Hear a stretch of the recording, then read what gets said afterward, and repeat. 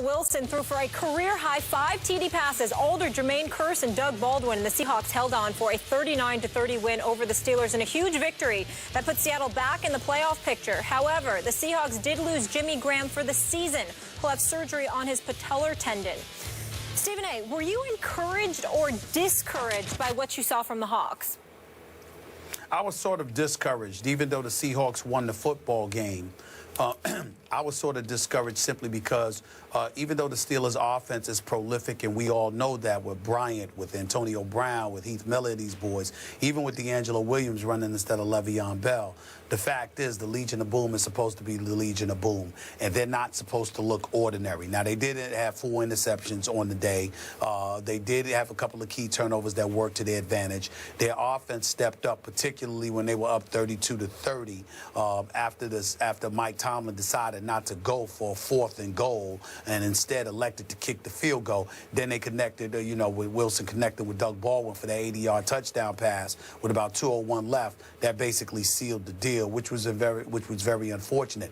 But up until that moment in time, I thought that the Seahawks defense looked relatively ordinary. It's amazing to me because they still have the speed, they have the tackling ability, they're ferocious, they're vicious, and in the second half, they really amped up the pressure on Big Ben Roethlisberger before he had to depart the game for the concussion, and Landry Jones had to come in there. But I'm just one of those guys that looks at Seattle and their defense, whereas it was once dominant, I don't think it's intimidating anybody right now, which surprises me. So because of that, in light of the fact that they won the game, I'm still going to tell you that I walked away feeling a bit less confident than them as opposed to more confident. Their offense has elevated in terms of the priority list, whereas the defense is dissipated to some degree. They're still talented, gifted, good, and all of that, but something is missing.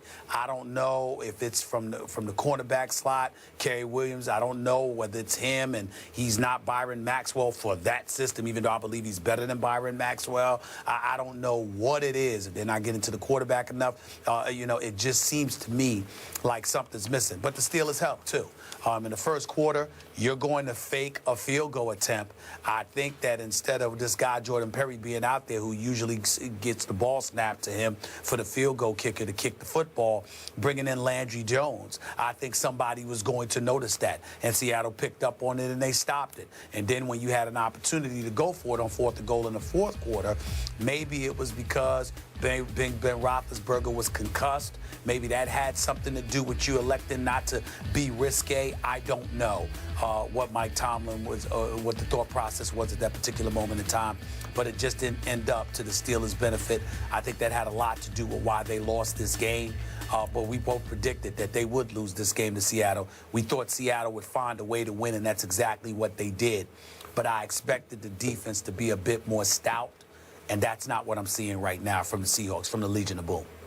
By the way, on Mike Tomlin, I had no issue with his choice to go ahead and kick the field goal, maybe because Ben was concussed and we didn't know it. But I still thought it was the percentage play. It just didn't work out.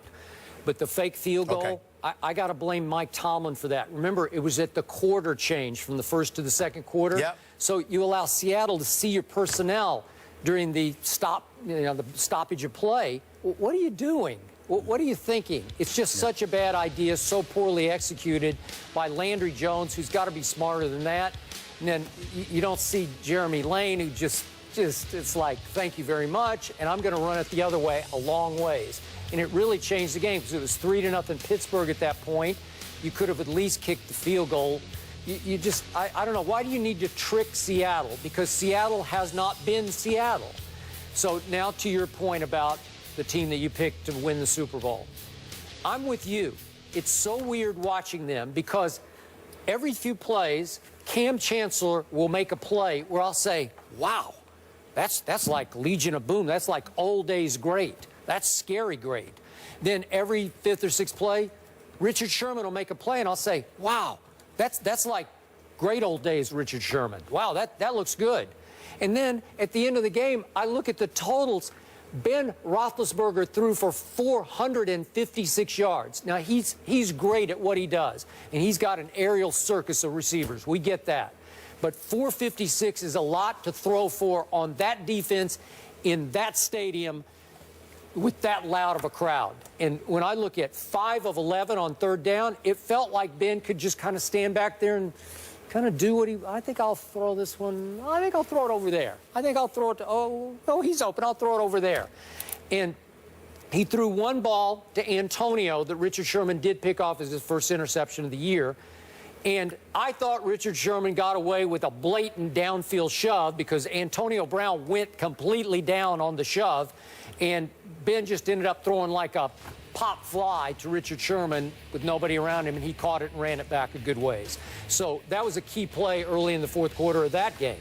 So I'm not sold either. And I look down their schedule. They're back in wild card business because they now inhabit the second wild card slot to Green Bay at 7-4, now Seattle at 6-5. But I look down your schedule here. They go to Minnesota next Sunday, no cakewalk.